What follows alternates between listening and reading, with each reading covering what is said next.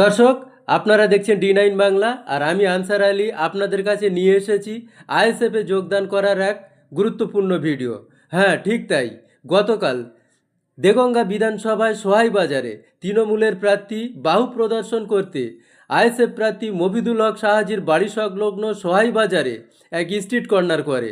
আর এই মিটিংয়ের ঢিলছোড়া দূরত্বে মোহনপুর গ্রামে 150 জনেরও অধিক তৃণমূল কর্মী সমর্থক আইএসএফে যোগদান করলো। তো দেখুন বিস্তারিত ভিডিও। আমাদের এখান থেকে যারা দুর্নীতিগ্রস্ত যারা দেখাচ্ছিল কথা বললে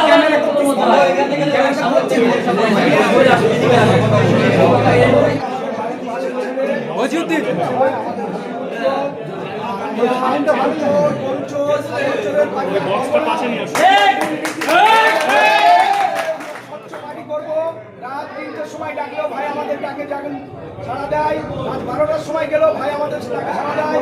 সুবিধে অসুবিধে ভাই সব সময় ডাকে। মিন্টু ভাই যেখানে আমরা সেখানে।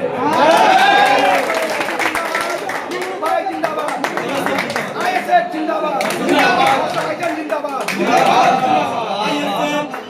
ওদের আশা ব্যবহার থেকে আমরা বুঝতে পেরেছি যে কি হবে। আমার মিন্টু ভাই আমরা যেখানে আমরা সেখানে। আপনারা দেখছেন D9 বাংলার। আমি এই মুহূর্তে আছি আমাদের প্রার্থী দেগঙ্গার ভূমিপুত্র মফিদুল হক শাহাজি সাহেব ওরফে মিন্টু। তিনি আইএসএফের প্রার্থী হয়ে দাঁড়িয়েছেন। আজকে মোহনপুরের এখানে শতাধিক প্রায় 150 পরিবার আমাদের প্রার্থী মিন্টু শাহাজির হাত ধরে আইএসএফে যোগদান করেছেন। তো ভাইজান, আজকে এই যে আপনি প্রার্থী হয়েছেন এবং সর্বপ্রথমেই দেখা যাচ্ছে 100-র অধিক প্রায় 200 জন 150 প্লাস আপনার হাত ধরে তারা আইএসএফে জয়েন করেছে, কি বলবেন এই বিষয়ে? আমাদের রহমান সাহেব এবং আমার ভাই সাহেবদেরকে আমি ধন্যবাদ জানাবো যে সঠিক সময় সঠিক সিদ্ধান্ত নিয়েছে। তারা চাইছে যে দেগঙ্গা থেকে একটা দুর্নীতিমুক্ত দেগঙ্গা তৈরি হোক। যে প্রার্থী হয়েছে তার উপরে ক্ষোভের বহিঃপ্রকাশ ঘটিয়ে আজকে তারা আইএসএফে যুক্ত হয়েছে। এ থেকে প্রমাণিত হয় শুধু দেগঙ্গায় জয়ী হওয়ার দিনক্ষণ 4 তারিখের অপেক্ষায় আছে মানুষ।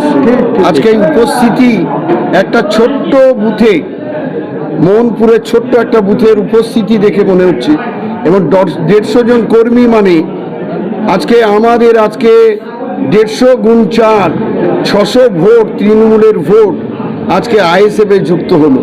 এর ফলে আইএসএফের জেতার পথ মসৃণ হলো, শুধু সময়ের অপেক্ষা। এরপরে কি আরো এই ধরনের জয়েনিং পর্ব? প্রত্যেকটা বুথে এভাবে জয়েন শুরু হলো।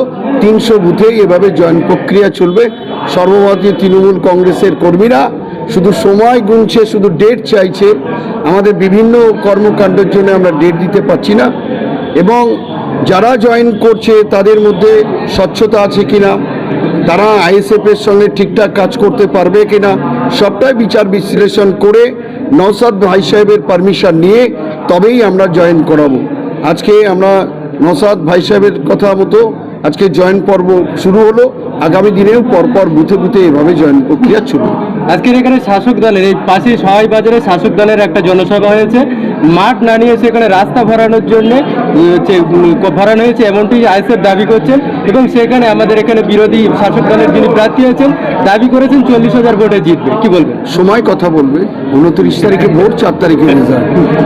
সর্বশেষ প্রশ্ন, আইএসএফ যারা করে এই দেগঙ্গা বিধানসভায় যারা কর্মী সমর্থক যারা ভোটার আছেন তাদের উদ্দেশ্যে আপনি কি বার্তা দিতে চাইছেন? নওশাদ ভাই সাহেবের যে স্নেহধন্য প্রার্থী মফিদুল হক শাহাজি করেছে, মফিদুল হক শাহাজি প্রার্থী নয়, দেগঙ্গার প্রত্যেকটা বাম সমর্থিত আইএসএফের কর্মীরাই প্রার্থী হয়েছে।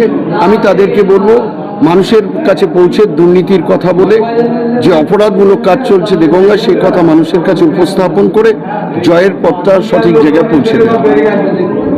আইএসএফ জিন্দাবাদ।